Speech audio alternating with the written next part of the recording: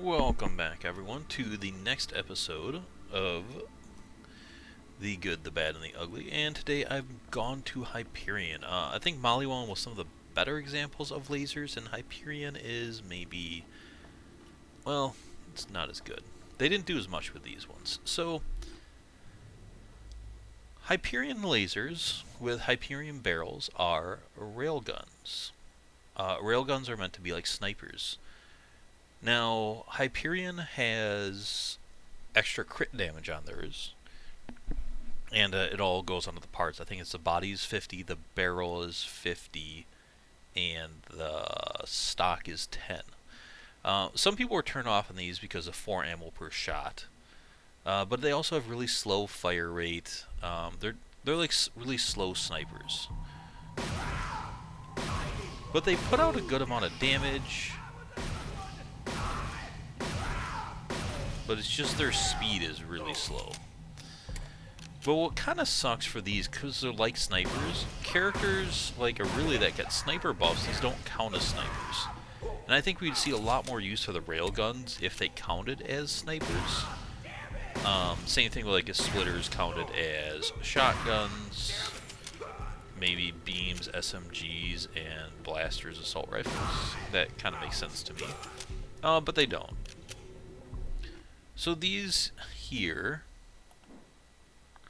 have mediocre reload, I guess, bad fire rate, 100% accuracy, which is cool, good critical hit boost, and the 4 ammo per shot's not a big deal because the lasers, you have a really big ammo pool, the second biggest in the game. So it's not like you're going to be running out with these guns. In fact, these are probably more ammo efficient than the beams and the blasters. But I think they needed maybe just a little bit more damage. I don't know, because they don't really hold up with the snipers. And they didn't do much for red text ones, and that's what I'm going to get into now. So, to start off with, I guess the Excalibastard. The Excalibastard is cool and interesting. Now, I also brought in both the old and the new. Okay, so the Excalibastard goes off the old because it has the exact same stats as the old. So you have also Hyperion. Before I go on, Hyperion lasers are the only ones that can get an accessory with a blade on it. And I said that stock gives an extra 10% critical hit boost. They're one of the few guns that can get that. Like doll stocks will increase the burst count by 1 on doll guns. But no other stocks like boost a stat like this. So that's kind of an interesting, cool thing they did. But if you get a Loonshine and that, then you get up to 120 on these, which is cool. So the Excalibastard, same stats as the Hyperion Old. Exactly. Which has typically... have higher damage and higher fire rate? That is odd. And better reload? Okay. So just a little bit better overall, which is pretty nice. Now the cool thing about the Excalibastard is, can't see this here. Now you gotta kill an enemy. But when you freeze an enemy and then melee him with it, you get kind of like a singularity Nova, which is very cool, giving it a lot of cool synergy, because when you melee, you do more damage on a cryo, so it's a cryo gun, and it has a guaranteed chance to cryo on crit. As you see him frozen there. Now, off crit, it doesn't have a, well, actually 40% chance, not bad. But on crit, it's got a 100% chance to freeze. As you see there, I think this guy doesn't have crit spots. Thought I remember hearing, which is weird. They kind of fucked that up. But you can see there, cryoed, cryoed. So 100% chance on a crit. That is pretty awesome. And the fact that it adds the melee thing, which you guys will see when I actually go fight. I'll definitely bring this with. So, very cool railgun. Did some interesting things with it. Gave it a reason for the blade. Not bad. I wish they would do something a little with the stats, but it is what it is. Next, we have the longest yard. The longest yard is another legendary. And I don't know which one it's based off of here. It's hard to tell because the stats are all over the place. So either way you look at it, really increased damage. You have another 50% critical hit on it, which is cool, especially with the increased damage.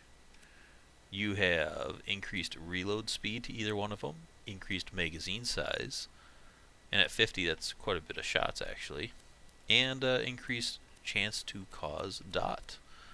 So the only thing that's gone down is fire rate, and when these are a 1.1 or 1.0, 0.8 is not that bad, and you go from 4 ammo to 5.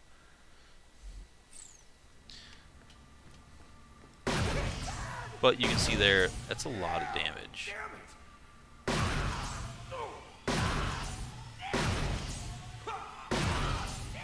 And it's got a cool sound effect. So yeah, 10 shots, not bad for a sniper. It is slow, but it is powerful. And this is kind of where railguns should be. Doesn't have anything. No.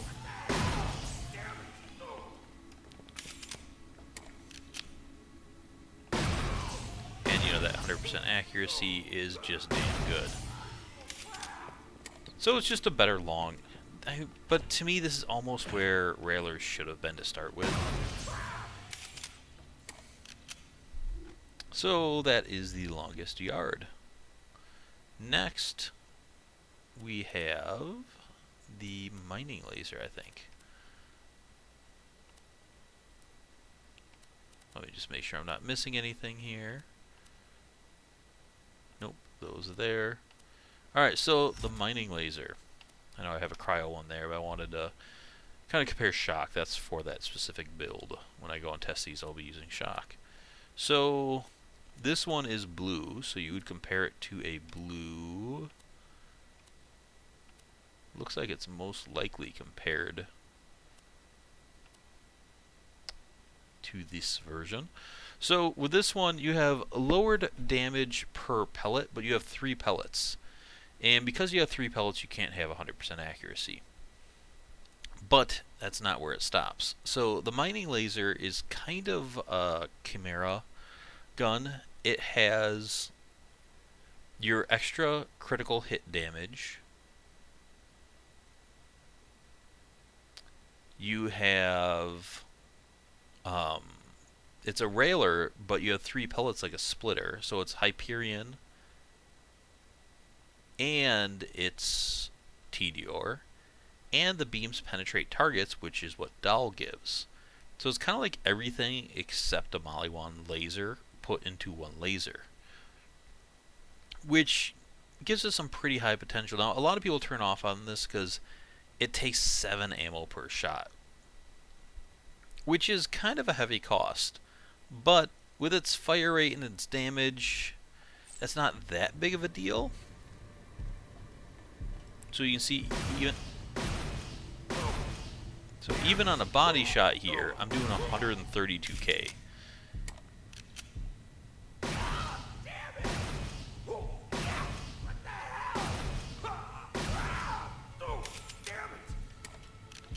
So on these, is that all 3 on the head?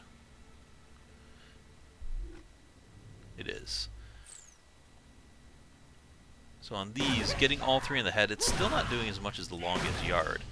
Now, one cool thing on this, with all of its synergies, you can do interesting things with interesting characters.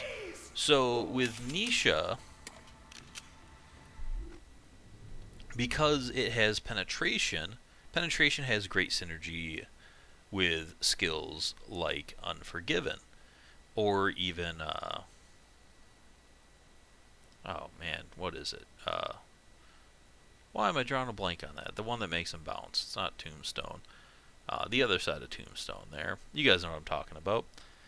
Trick shot. There we go. Sorry, that took me a second. But you can shoot an enemy, and if it hits the wall behind the enemy, it can bounce and hit another enemy. And with Unforgiven, Unforgiven makes it when you shoot an enemy, the bullet bounces to another enemy. Well, this one will shoot through that enemy and also bounce to another enemy. So instead of one bullet continuing from that enemy, you get two, and then again with Trick Shot, they penetrate, and you get it. You can get a ton of things going on with this. But it should have had the full critical hit bonus of Hyperion, not just 60. And 10% of that's from the stock, so that's 50%. It should be 110 here. You're losing that 50%. And I think you should... Maybe if they just did that, it would be enough. Maybe 6 ammo per shot, not 7, which turns a lot of people off. But you know, it's... Like, Athena likes the high 40% electrocute chance, because with 3 pellets, you can get a lot out of there, but it's still just slow. I don't know. I love the mining laser. I think it's really creative. It's really interesting. But it's at endgame, it's just a bit shy of where it should be. And that's where, you know, I kind of get a little disappointed with it. And then... That's my cryo one. That's it, actually. This is kind of the bad thing about Hyperion is they really didn't do much with railguns in this. And with this game starting off without a dedicated sniper, it would have been really cool to have some interesting railgun things as like railgun sniping builds. But railguns in general are just a little bit short of where they should be. And they didn't do many red text ones, really. I'm trying to think if there's a Tedior or Dahl railgun red text. I don't think there is. So we only really have 3. You have the Longest Yard, the Mining Laser, and the Excalibastard. That's it. And then we didn't get other Hyperion red text guns. Like, Hyperion splitters are very cool because, you know, a lot of characters in this game have big accuracy buffs. And with these, once again, I got 70% critical hit boost here with the Loonshine and the Hyperion 50. You can put these on crit pretty easily. And you can see here, I'm putting out a lot of damage on this guy, especially with the fire rate. You know, when I'm landing all 3 there, I'm getting 600k, 400k without it. Now this is fire on flesh, but even on a body shot here, you know, I'm getting just shy of 100k with good fire rate. Not great fire rate, 3.6 isn't terrible, but these things can do serious work, especially with the fact that all Nisha, Jack, and Aurelia all have really big critical accuracy boosts. So you can really tighten up that spread and land them on crits. Same thing, Hyperion beams.